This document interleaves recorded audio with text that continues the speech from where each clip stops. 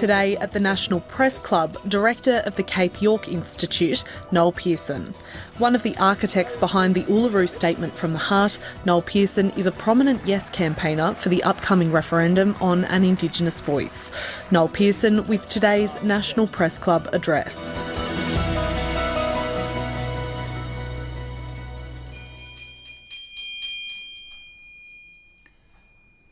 Hello and welcome to the National Press Club of Australia for today's Westpac address. My name's David Crowe, the Chief Political Correspondent at the Sydney Morning Herald and The Age and a Director here at the club. Our guest today is Noel Pearson, an Indigenous leader for many years and now a key figure in the Yes campaign for the Indigenous voice at the referendum on October 14. Mr Pearson was born in Cooktown in Queensland and raised at Hope Vale in Cape York. He went to school in Brisbane and then the University of Sydney, where he earned degrees in history and in law. He co-founded the Cape York Land Council in 1990. He was a key negotiator during the drafting of the Native Title Act in the 1990s, and of course was a member of the group that worked on the design of the Indigenous voice. We're fortunate that Mr Pearson is available for this address when the campaigning for the referendum is so hectic at the moment, just as we were fortunate to hear from Warren Mundine yesterday and Jacinta Nampijinpa-Price last week. We've also had addresses from Marsha Langton and Indigenous Australians Minister Linda Burney. Because we're only 2.5 weeks away from polling day, we're also hoping to hear from Pat Dodson, the Special Envoy for Reconciliation, but we know this is challenging and we wish him well in dealing with serious illness. We've invited the Prime Minister and the Leader of the Opposition to appear at the National Press Club before referendum day. Time's running out, I think, to get commitments, but they're both welcome, individually or together if they wish. We're presenting today's address in a different venue than usual, and that's purely because of some renovations being done in the club's main room. It's not easy to book venues when we can't be sure who's available. We really appreciate Mr Pearson giving us enough notice to book this room today, so thank you. The format remains the same. We'll hear from Mr Pearson for about half an hour and then we'll go to 30 minutes of questions from the journalists here. For those of you watching at home, you can join the conversation on Twitter, where our handle is @PressClubAust, or you can use the hashtag NPC. Please join me in welcoming Noel Pearson to the podium here.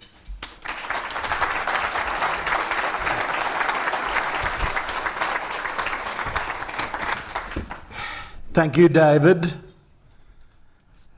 My late friend Bruce Tracker Tillmouth from the Northern Territory said, "We're not here for wood chopping practice. We're in the main game. We've got 2 weeks and a bit to go. It's absolutely vital that we win this referendum." So let me say greetings to the Ngunnawal First Peoples. I pay respect to our Aboriginal and Torres Strait Islander elders and all elders of the Australian people, past and present. I bring this message stick from my Gumatj family in northeast Arnhem Land. With the referendum not long now, I want to talk with you, my fellow Australians, about the largest motive for voting yes and why a voice is so important for Indigenous Australians.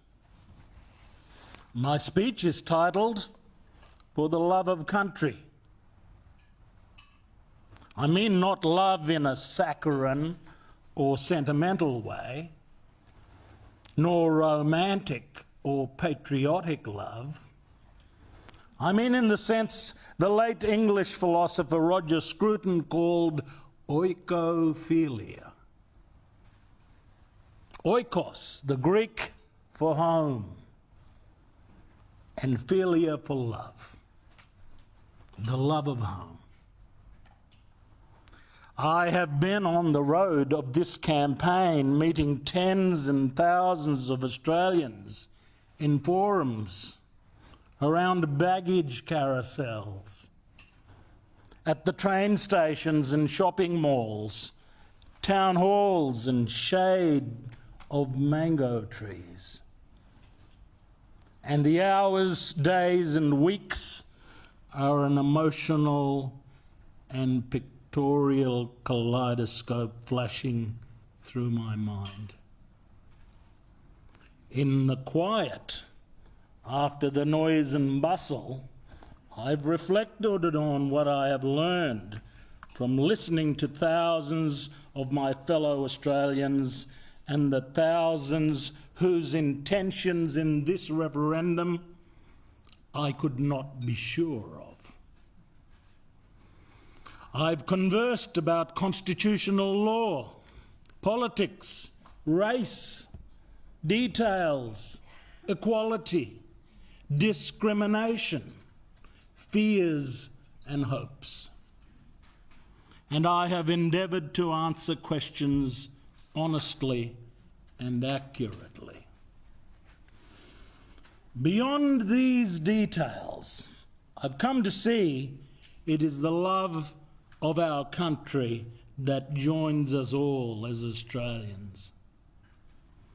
I said it's not the same as patriotism, because there's nothing political about this love of country. Rather, it is about the wondrous land and seas. All of the nature and culture makes this country so beloved of us all, and its effect upon our souls. No Australian can fail to feel this in the presence of Uluru and a million other places each of us call our special homes. I say today, it is the love of country that is our driving motivation for the recognition of Aboriginal and Torres Strait Islander peoples in the Australian Constitution. It is not love of each other that joins us, it is our mutual love of country that unites us. We don't need mutual affection to succeed in this referendum. We need to recognise our mutually shared love for the land. Our children and great children will be more likely to share affection between them than us, because too many of us have grown up strangers. But when you bring your children to come to know our children, they will each be the better for it. That is the promise of the future. So let me turn to love and the strongest motive for voting yes. Words can explain. Let's keep having conversations about constitutional recognition of Aboriginal and Torres Strait Islander peoples as the first peoples of Australia in the remaining time we have. Law can assure us this referendum will uphold the Constitution and recognise Aboriginal and Torres Strait Islanders as the first peoples of Australia.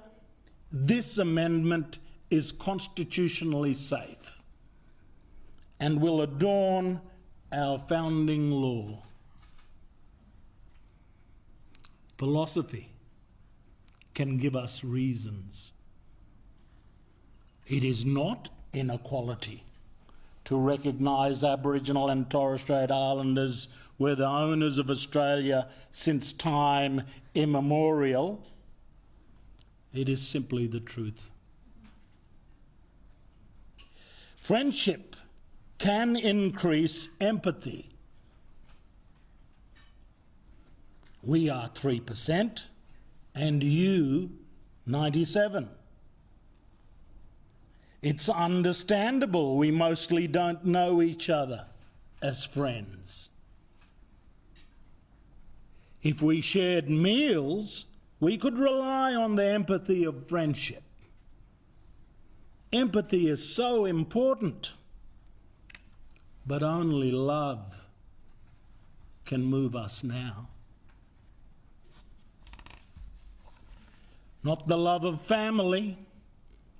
Unlike other campaigns, we don't have the love of family to join our hearts with our heads. Not the love of familiarity. Only few are familiar with us. That's no fault of anyone. It's just we are so few and you so many. Australians mostly do not know our cultures, our languages, the things that make us the same as you, and the things that make us so unfamiliar, even after 2 centuries. We are not yet like our New Zealand friends, who have brought the cultures of the Māori and the Pākehā together. Not the love of experience. Apart from sport, school and work, we don't have enough shared stories of loyalty, friendship and mateship. What mateship there was between our diggers in the world wars is not much known and remained unacknowledged after our people's service. Not the love of admiration.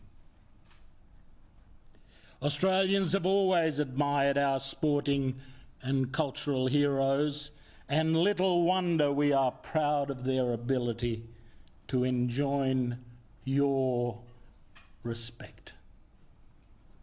But admiration is not what I am talking about here. It is the love of country.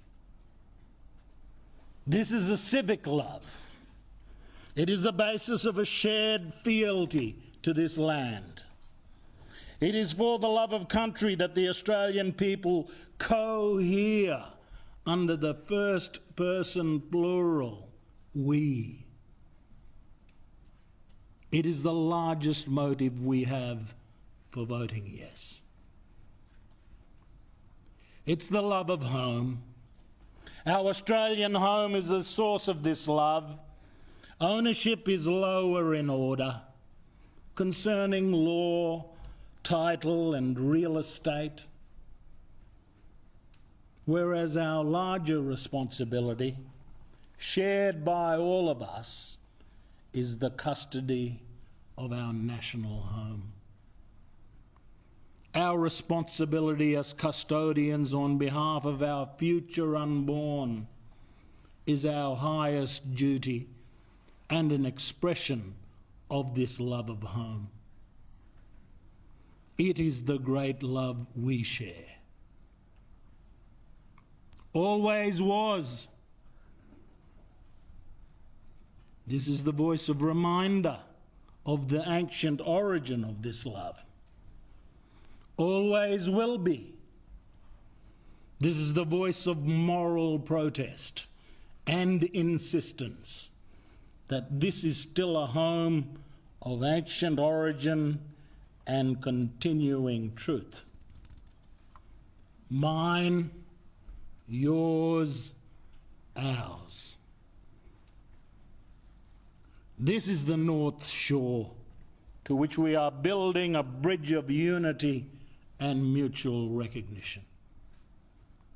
We can move forward from protest and reminder to mutual recognition.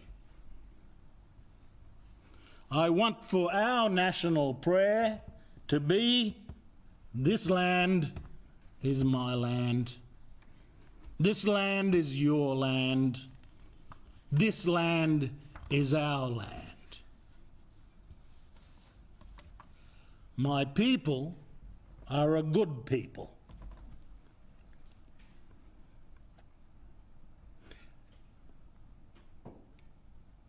They've done nothing to deserve contempt and disdain. They should not be feared or despised. They have suffered much. Let's not prolong the alienation. They have much to contribute to their country, if only they be given the chance to. This is a modest proposal, but profound. An advisory body in the Constitution to which the Parliament and Government will listen to Aboriginal and Torres Strait Islander peoples so we get better results for Indigenous people and for the country. Its profundity is based on a simple truth. When we listen to each other, outcomes improve. I've learned the hard way over a lifetime of community work, day after day, year after year, decade after decade, that listening makes it possible. Listening isn't all, but it is a precondition for success. My work has taught me the power of listening. Over decades of community work in law and order, welfare reform, land rights, school education, employment, economic development, and cultural and environmental protection, I have observed both the fundamental power of listening and the devastating consequences of willful deafness. I've learned that listening makes it possible. Rheumatic heart disease is a scourge, a disease largely eradicated in the rest of the world, but allowed to fester in the paradise of Cape York and the remote communities of Australia. At an event yesterday in Brisbane, doctors confirmed this terrible disease kills 2 Aboriginal and Torres Strait Islander people per week. Young children, teenagers, and young adults in their 20s and 30s, they drop dead swimming down the creek, on the football field, sleeping in their beds at night. Yet when I searched Hansard, I found the local federal member of Parliament for Cape York and the Torres Strait, ensconced in his seat for 26 years, never found time to mention rheumatic heart disease in our nation's chamber of democracy even once. He did for the first time when I mentioned this in this campaign. This is a problem only a voice can overcome. To ensure people who represent us, who make laws about us, who determine so much of the reality of our lives, listen to our advice and have the opportunity to benefit from the power of our ideas.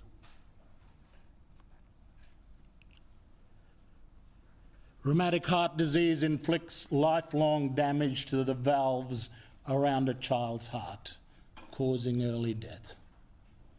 But it's the lifelong damage to the ears of our nation's decision makers that has allowed this disease to prowl around Cape York decades after it has been eradicated everywhere else in mainstream Australia and around the world.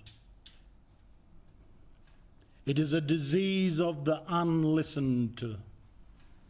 It is the disease of a people who have spoken but have not been heard. No gets us nowhere when it comes to confronting rheumatic heart disease. Yes makes it possible. That's why your answer is so important to us.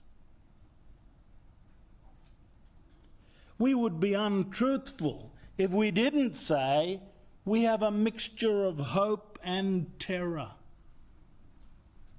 about the answer to this referendum.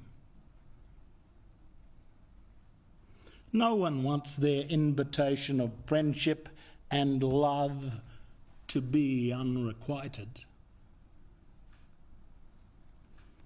One may sometimes feel it would have been easier to have never extended the hand of invitation from the heart.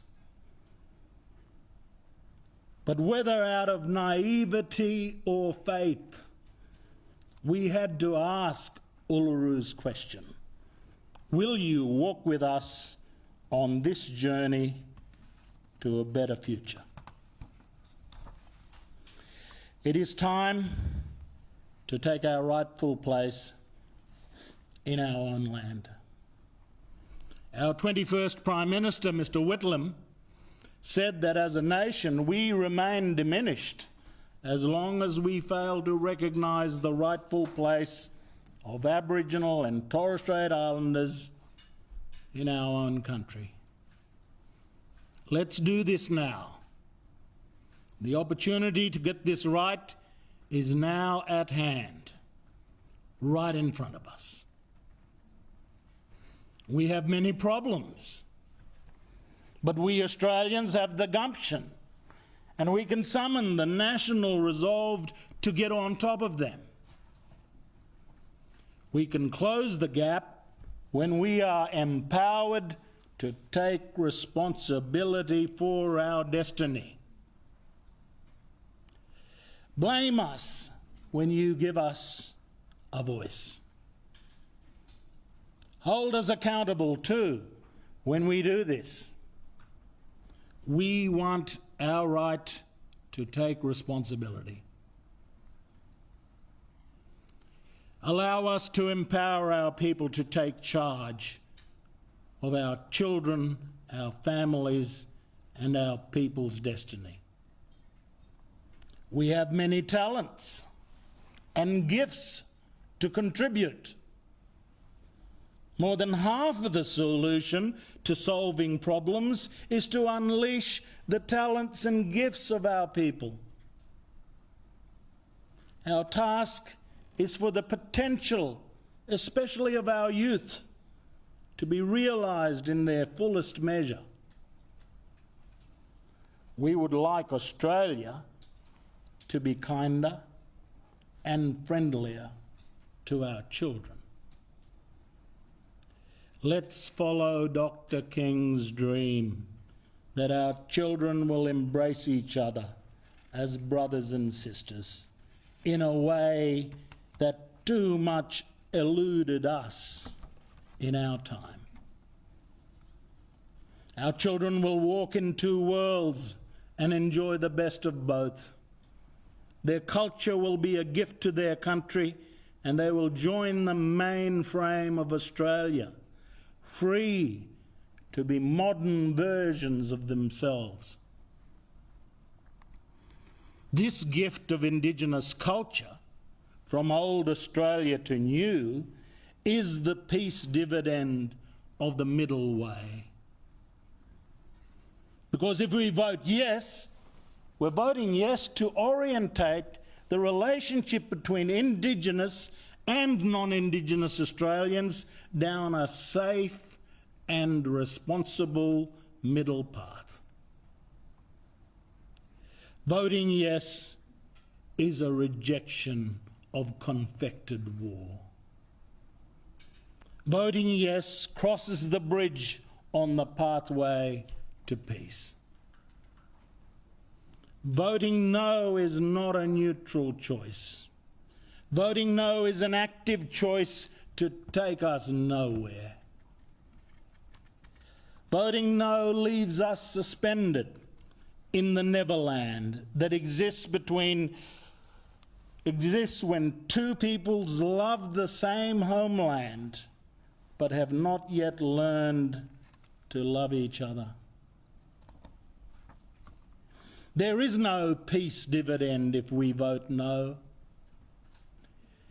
There's only the continued acrimony of endless debate, the harsh penalty of division, which will be paid in shame and mutual suspicion.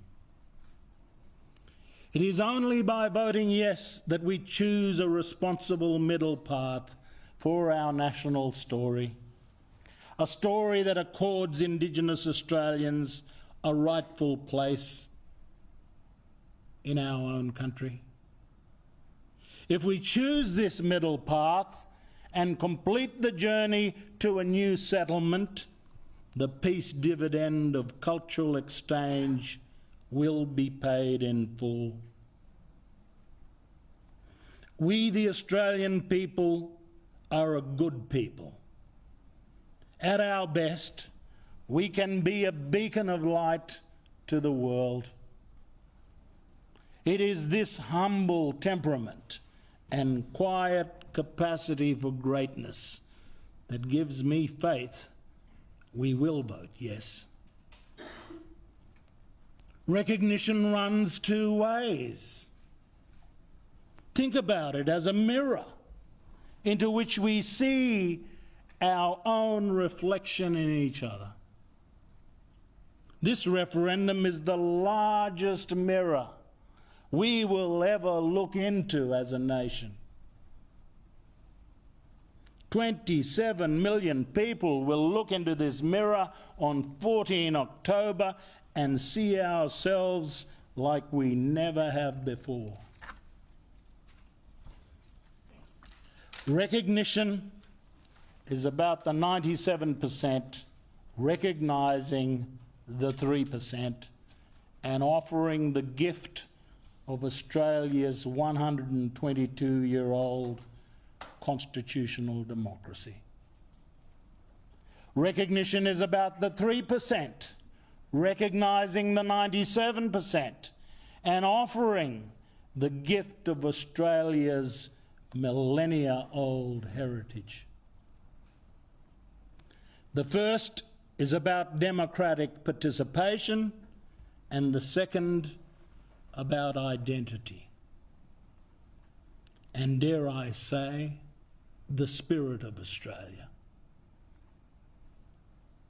When he spoke the truth of our history at Redfern, our 24th Prime Minister, Mr. Keating, said it was not about guilt. It was about opening our hearts. You're not guilty for the past, neither are we. Our alleged inferiority is no justification for that history. Not then, not now. The inhumanity of the frontiers was not because we were inhuman. We can only be responsible for forgetting the truth and its legacy in the present. We were victims of history, but our victimhood ends with our empowerment. Have the same expectations of us as you would your own. The referendum is testing the idea that a nation conceived in the lie of terra nullius, a continent empty of owners, can come to a new understanding of who we are, a nation blessed. With an Indigenous heritage spanning 60 millennia, a British democracy captured in its constitution, and a multicultural triumph that is a beacon to the world. The referendum words complete the three parts of what our 25th Prime Minister, Mr. Howard, called the profound, unfolding and compelling story of Australia. If affirmed, this referendum will seize our first best chance and last best hope for a lasting settlement. We do this for our future unborn, for the countless generations to come. We, their grandparents and great-parents, bequeath them the settlement of future peace, rather than the endless trouble of our colonial past. For now we can draw a line on the colonial past because we choose to make it our history rather than our legacy. Why would we, the Australian people, bequeath to our great children the irresponsible rhetoric of war and disunity, when we could give them reconciliation and justice instead? On October the 14th, we, the Australian people, face a choice between crossing the bridge to our future or floundering in the past. A choice between listening to each other, respecting each other, or closing our hearts and minds to the simple truth that when we listen, we do better. A choice between a safe and responsible middle path or the failed dichotomy of assimilation and separatism. A choice between a country big enough for all of us to love and just enough for all of us to flourish, or a country belittled by our differences and demeaned by our past. On October the 14th, we get a chance to begin a new chapter of Australian history, to bequeath our children the future they want, not the past that burdens us. On October the 14th, we whisper into the wind of time that no gets us nowhere, and yes makes it possible. On 14 October, we can carve our generation's name into the bedrock of history. And for as long as there is history in this land, it will be recorded. We were asked, and we proudly voted yes. We can do this for the love of our country, the love of Australia, my land, your land, our land. Thank you.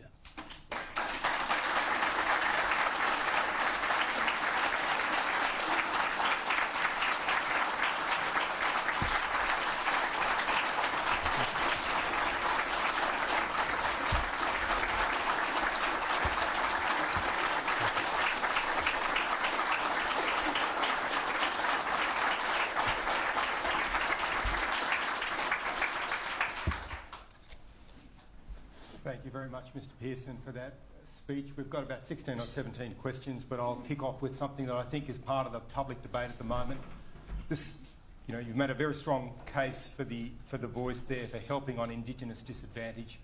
One of the questions we get, one of the things that we hear is, well, why does it need to be permanent? If Indigenous disadvantage can be addressed, if this is a way to fix that problem, one day it will be fixed and a voice won't be needed. Why do you think the voice should be permanent? The voice represents the official recognition by Australians that this country was the home of Aboriginal and Torres Strait Islander people before the coming of Europeans. So there were people here before 1788, and that constitutional recognition is of itself important and should remain forever. It's an acknowledgement of the long history of Australia.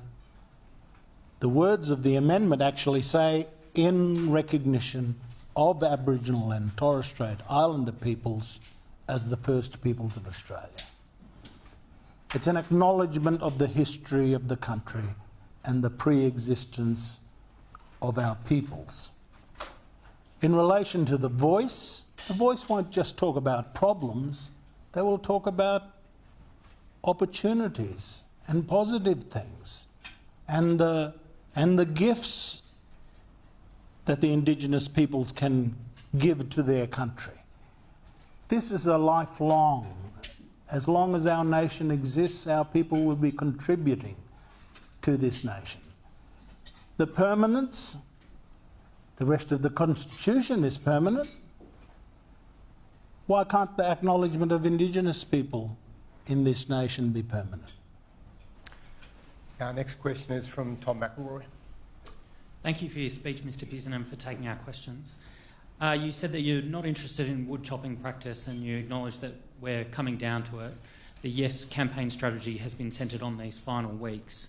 Can I ask you to reflect on the people that you've spoken to, people who were perhaps undecided or voting no, and whether your message about love of country and civic love has resonated with them, and who else you need to bring over for what might be a narrow path to victory at this point? I mean, I think I've had the most resonance when Australians have understood what the dividend is for all of us. What is in this for all Australians? It's very clear what we're doing with this referendum is we're completing Australia. We're fixing the missing piece. And that missing piece is the recognition of the Indigenous heritage of this country. When we complete that, we complete the whole idea of Australia. We bring together Indigenous peoples and their heritage with the British heritage of this country and with this marvellous multicultural heritage that we have developed here in Australia. That is the dividend for all Australians.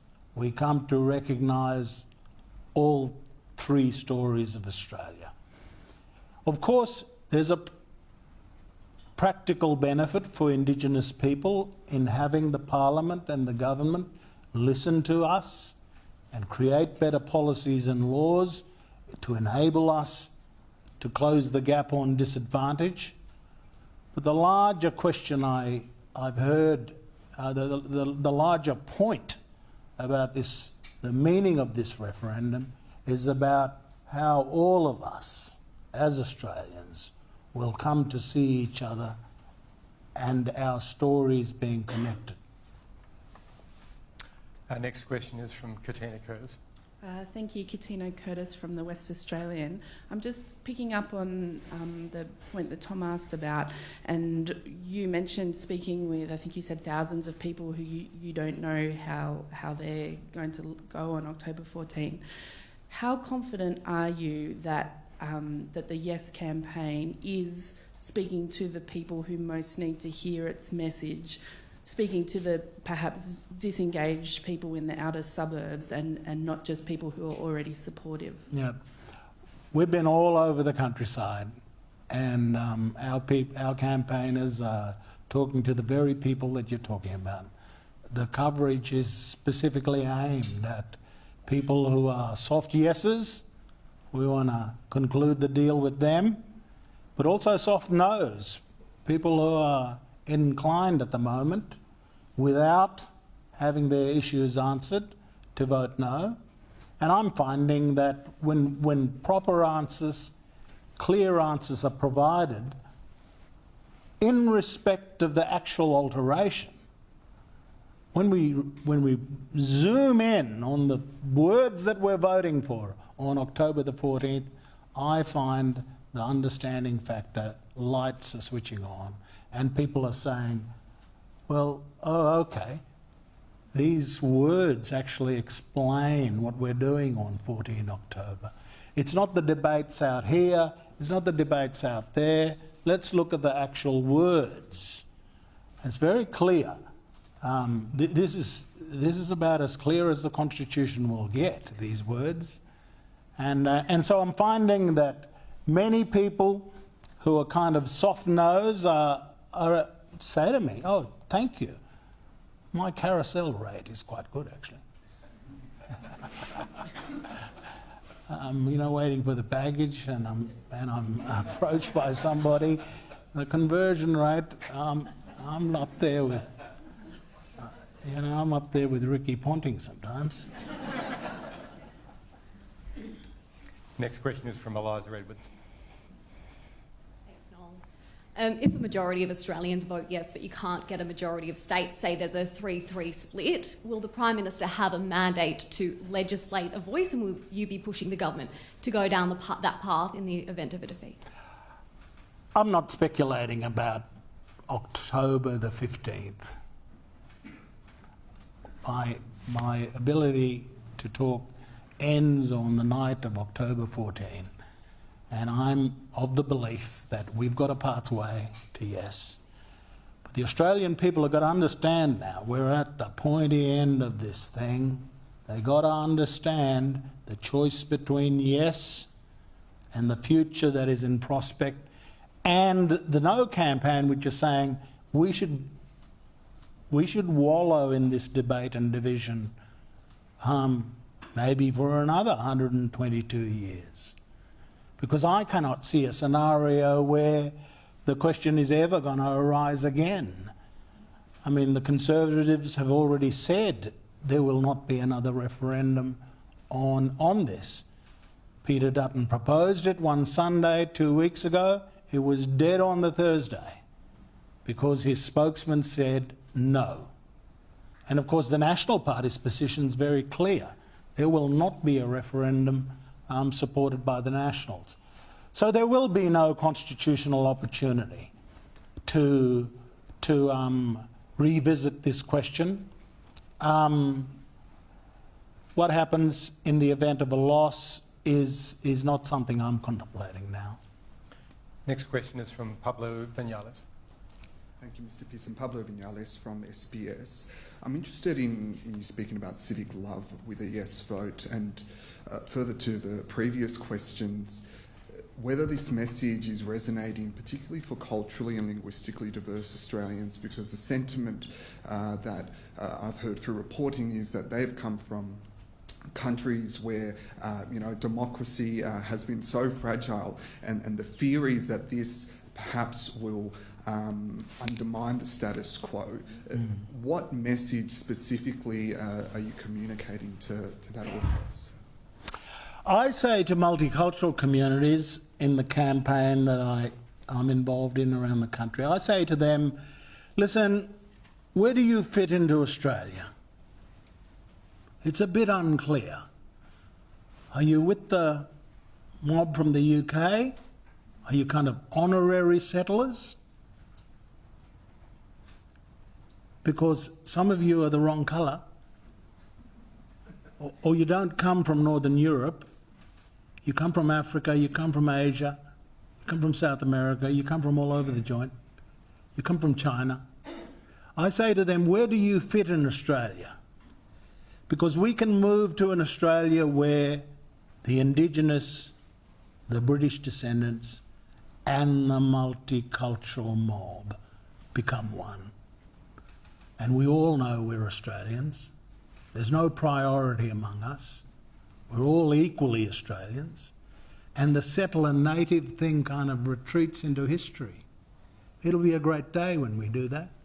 A great day for multicultural communities too, because they'll know unequivocally that they are Australians as much as the rest of us, as much as the white fellas from the United Kingdom, and as much as the black fellas from Australia.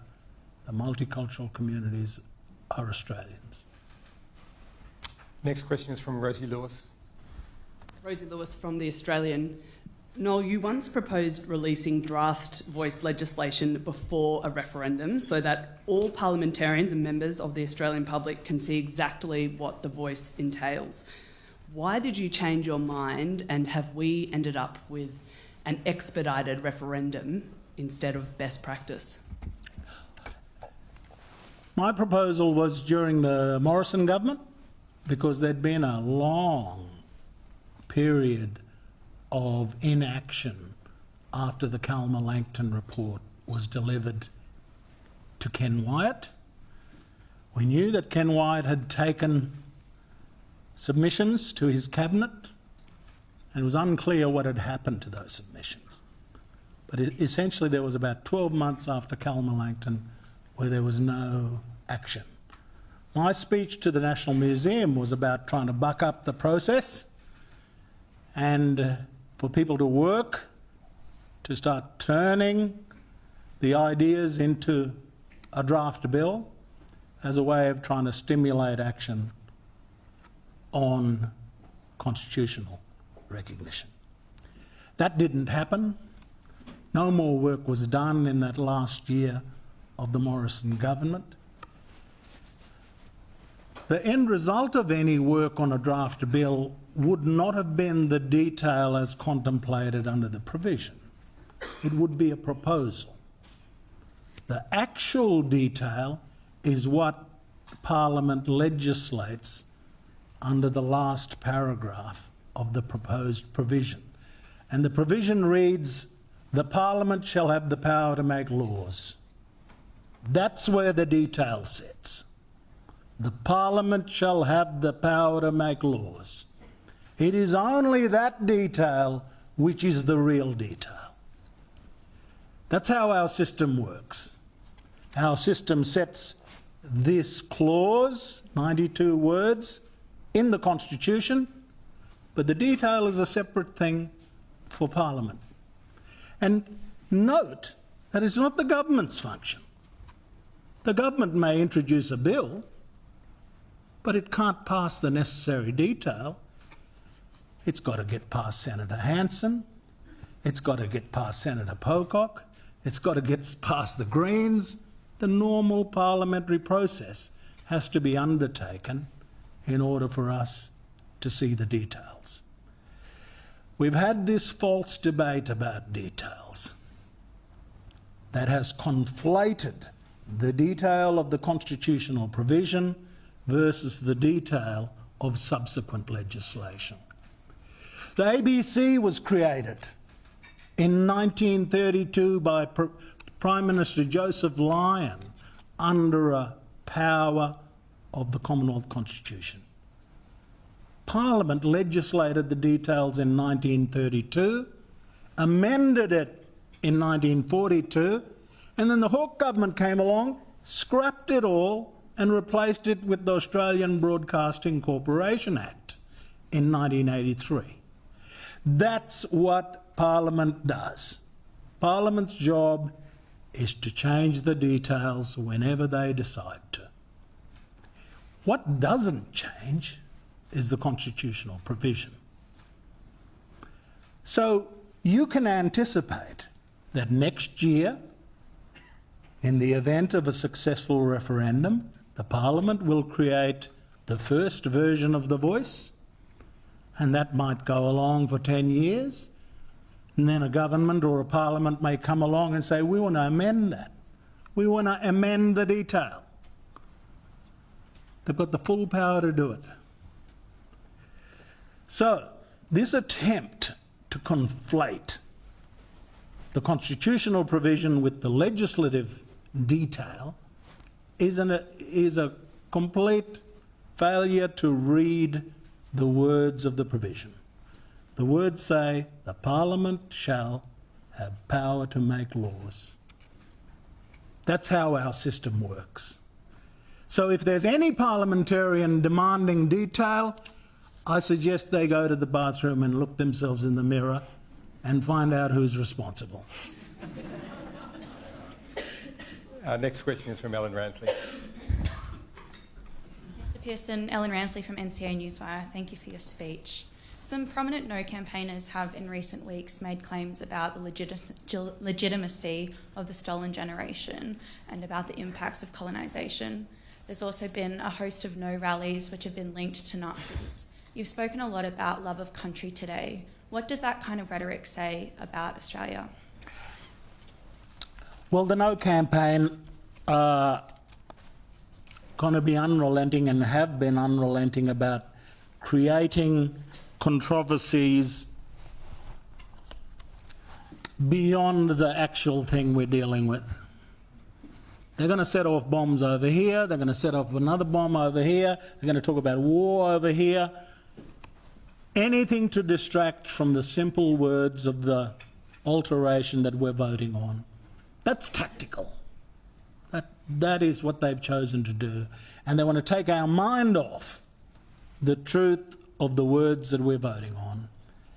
The crucial thing in these next 14, 19 days is to maintain our focus on the promise and the reform that we're working on.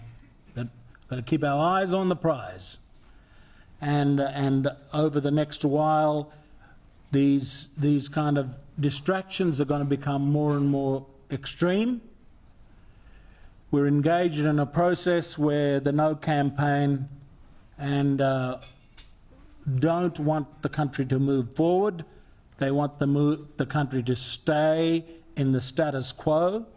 And the status quo is really one of cultural war. They want us to fight about these things forever, about history, about colonisation, about whether Aboriginal people are worthwhile or whether they should abandon everything about themselves and become white. All of these are distractions, but they're kind of fodder for a cultural war, and it serves their political interests to engage in cultural war. We don't want that. We want to put cultural war behind us. I think most of the things, a lot of the things, they don't even believe themselves. They're just convenient controversies. They just want to let the firecracker off by making outrageous claims. What we have to do as a campaign is simply keep our eyes on the prize and always believe in the decency and goodwill of Australians. Because this thing is not going to be won in the trenches with the No campaign. This thing is going to be won because we appeal to the better instincts of the Australian people. Next question is from Josh Butler. Thanks, Mr Pearson, for your speech. Josh Butler from The Guardian. One of the things that the Yes campaign talks a lot about is that whether you're door knocking or doing leaflets at the train station or what have you, the claim is that you can very quickly turn someone's mind. You can convince them over to the Yes side, and you've spoken about your carousel rate and things like that. I understand the little card you're holding up in the last little while is a card that you carry around all the time, you talk to people about. I realise you just made a 30-minute speech and answered a whole bunch of questions already, but for the sake of the exercise, could I ask you to give us the elevator pitch that you give to people when you're door knocking or leaflet? Well, firstly, there's a recognition clause, you know. It is going to be the one line of poetry in what is otherwise a barren, dry rules of cricket. That first line, in recognition of Aboriginal and Torres Strait Islander people as the first peoples of Australia. You know, just simple words, but they are gonna, in the context of the Constitution, it is so profound. It is a glorious proposal that we have in front of us, because it speaks to our history. Secondly, there shall be a body. That's the guarantee. Can't get rid of it. It's a guarantee by the Australian people to Aboriginal and Torres Strait Islander people. It's not something the Parliament or the government can dodge, because the Australian people have said in this proposal, there shall be a body. Secondly, what is the function of the body?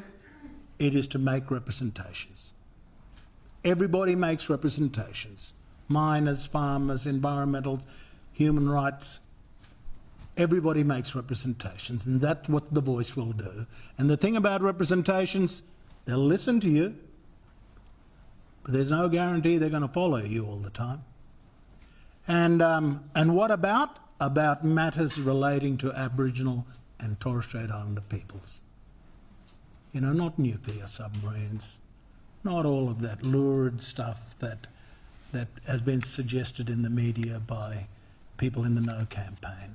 Not on matters relating to Aboriginal and Torres Strait Islander people. And the final part of the clause is this details thing that I talked about earlier. The Parliament shall have the power to make laws. That's where the detail is. And so that's my general pitch.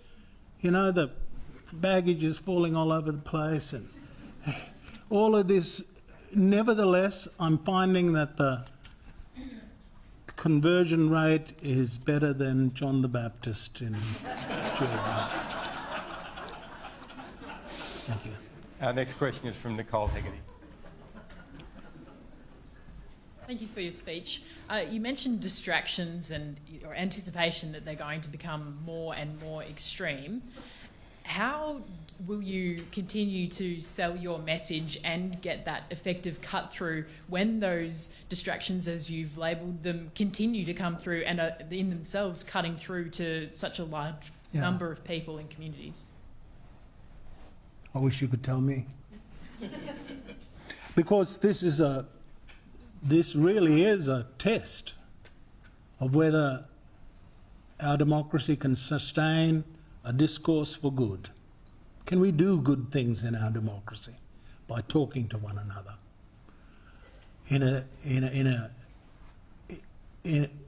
a situation where bots and robocalls and the sheer filth of the sewers of the internet come into play?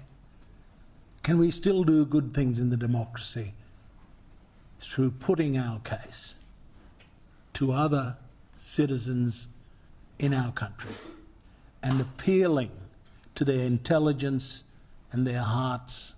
Can we do good things? Can we rise to the occasion given the new circumstance we're in? It's going to be a test of that. And I just urge all Australians that it is completely crucial for our democracy that we be able to listen to other Australians honestly putting the case for change, putting the case for good things. Otherwise, I can't see. This is such a simple, safe. It's, in constitutional terms, it's inert. You're flat out finding words that provide any opportunity for legal challenge or constitutional unsafety. You put the Geiger counter on it, no beep. It is inert. But it just offers such a great opportunity for the voices of Indigenous people to be put across to the Parliament and the government, and for those ears in Parliament to listen to what our people want. And the dividend will be that we get on top of this terrible problem that we have between our peoples. Next question from Tom Connell. Thanks, Mr. Pearson. Tom Connell from Sky News. When people buttonhole me about The Voice, which is mainly friends and family, but the odd stranger, they're generally open to the idea that things need to change. Their question is usually, well, how does The Voice help? So I'd like to ask you that in regards to rheumatic heart disease, which you raised. Yeah. Clearly it's a problem. Clearly it's a problem quite particular to First Australians as well. Yeah. And we do have a national strategy. We do have a Queensland strategy as well to eradicate it. So how does A Voice do better than what's already happening? Clearly politicians agree it's a problem. People like you are trying to be the voice for it. What changes about it an Indigenous voice to Parliament about that particular issue? Well, think about the relative focus, right? What if it was the situation that 2 people were dying every week in custody? What would be the state of debate? And yet these children and young people have been dying at the rate of 2 per week, and the doctors are telling the numbers are going up. And so in order to lift the focus on rheumatic heart disease from managing a problem over the years to one of we need a full court press in order to eradicate the disease, we need a voice. It hasn't happened. The experts that we spoke to yesterday in Brisbane said it's not happening. There's 3 paediatric cardiologists north of the Brisbane line, and yet 90+% of this problem is north of the Brisbane line. South Of that line, there's something like 50 experts in this area in the medical profession in Australia. We have got to direct more resources into those parts of Australia where this disease is rife, and we're nowhere near eradicating it. So is that a funding change? Would that be one of the key That's differences? partly it. It's also absolutely focusing, getting governments, state and federal, to focus on providing the professionals we need. This is a multifaceted problem. It's about home hygiene as well, housing, overcrowding. It's got to be tackled from many directions, but what we do know, it is solvable. You can eradicate. Australia eradicated it in the 1950s. We can do it. It's just we need a focus on it. Our local member didn't talk about it for 26 years, and yet it's a primary problem for his constituents. So I would expect that the Voice would be on to problems like this and ensure that the ears of government and Parliament were constantly hearing the advocacy on behalf of the children. Next question is from Kat Wong. Thank you for your speech, Mr. Pearson. So obviously some members of the No campaign have claimed that the Voice is dividing the nation, whereas proponents have kind of hit back and said it's not dividing us but revealing us. So what has the Voice campaign so far, both on the ground and kind of from where you're standing now, revealed about Australian society? I think it's revealed that Australians want the gap to close. Absolutely. We're going to be unanimous on that. People are of goodwill. They want the gap to close. The argument is well, how do we close it? You know, people say the Voice, they can't see how that relates to practical change.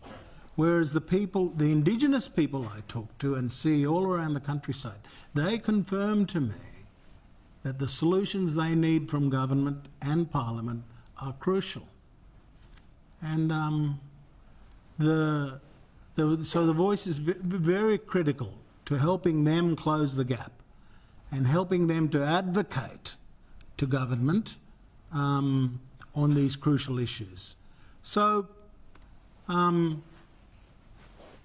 I don't see any solutions from the No camp. Nobody has a solution for rheumatic heart disease. Nobody has a solution for to the problems facing our people. What they want is simply to kill the Voice proposal and to keep the country festering around issues of really cultural war rather than real issues. And that's a tragic state of affairs. But my view, as somebody whose day job is working on the ground, I can tell you that the Voice will be a huge boon for those communities that are trying to tackle practical problems on the ground. Kat's question began with a reference to some of the claims by No. One of them is that the Voice divides Australia by race. It gives special treatment to one group on the grounds of race. What's your response to that, very widespread and argument from the No side? Okay.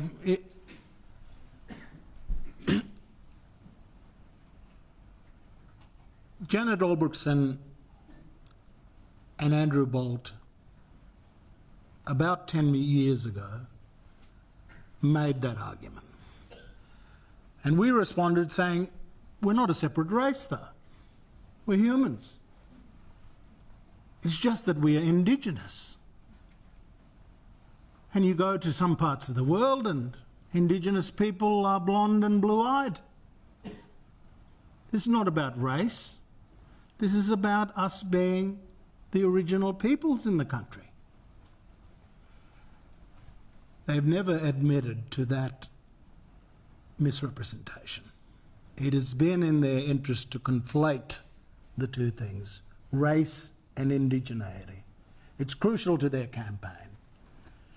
But I would ask Australians to understand this is not about race. This is about Indigenous. And the simple question about Indigenous is, were there peoples here before 1788? And the answer is yes, there were Aborigines and there were Torres Strait Islanders. And that's what we're recognising, not a separate race. Next question is from Melissa Code. Hi, Mr. Pearson. Melissa Code from the Mandarin. When I step back and sort of listen to the themes of the yes and no arguments for the referendum, I sort of see a spectrum, one where there's cynicism on one end, and on the other end, this idea of aspiration and optimism and what Australia can be, and that was certainly illuminated in your address today. But the sticking point seems to be this question of pragmatism. So who has the answer to resolve some of these existential and real issues facing First Nations communities? So when Warren Mundine spoke yesterday at the Press Club, he suggested that the Voice represented, as David mentioned, segregation, but also more bureaucratic control and more dependency on institutions. And I'd just love to hear you respond to that from that aspirational, optimistic lens, the pragmatism issues. On the day he spoke, I was in Arukun, a small community in Cape York Peninsula, with a leadership anxious to get on top of a lot of serious problems. They're making progress on some fronts, and on a lot of fronts they're frustrated. And we had this meeting between the store and the Shire Council chambers under the mango trees. They need a Arukun voice set up under the mango trees where they always meet. The Voice needs to operate at the local level. There's got to be one in Kawanyama that's got to give a voice to the Kawanyama people. That's where you sort out the real practical problems facing people. That's where you close the gap. And so the idea that I spoke about with the community on that day was that, you know, you'd set up a marquee under the shade here. There'd be an Arukun voice under the mango trees, meeting every quarter with the relevant bureaucrats, with relevant politicians from time to time, talking about their business, justice, housing, health, infrastructure, education, all of those issues. And, you know, in other places it'll be the Voice by the riverbank. It'll be the Voice in the CWA hall. It'll be the Voice in the Shire Council hall. That's how the Voice will play out for the practical benefit of people on the ground. You know, the Wilcannia Voice, I don't know, might be in a barn. You know, there's no need for infrastructure. We just need a table like this, and the community sits on one side and the government people sit on the other side, and we do business for Kawanyama and Wilcannia. There's no construction of special offices, no creation of special bureaucracies. The community wants the opportunity to talk directly with the powers that be across the table. Make plans, make commitments to one another, allocate budgets to do things, and get stuff happening. That's what they want. Our last question is from John Paul Janke. John Paul Janke from The Point on NITV and SBS. Noel, a big thank you for your address today. I want to take you back to a period that I love, the 90s. Now, the 90s public debate, of course, over native title was an hysterical period in our nation's history of misinformation and lies and fact over fear.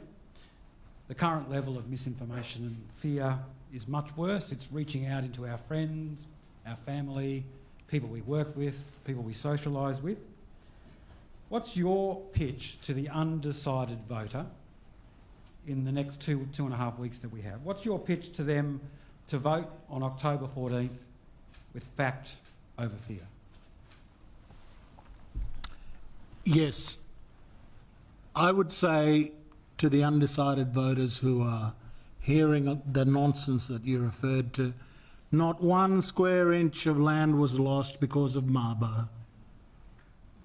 Not 1 square inch of land was lost because of Wick. All of these scare campaigns that have looped around and revisited this referendum campaign are just saying the things that never happened. Nobody lost any land. The High Court's genius in native title was to balance the rights of the Indigenous peoples with the rights of the new Australians. And we got the balance right. Mabo has worked great justice for Indigenous peoples around the country.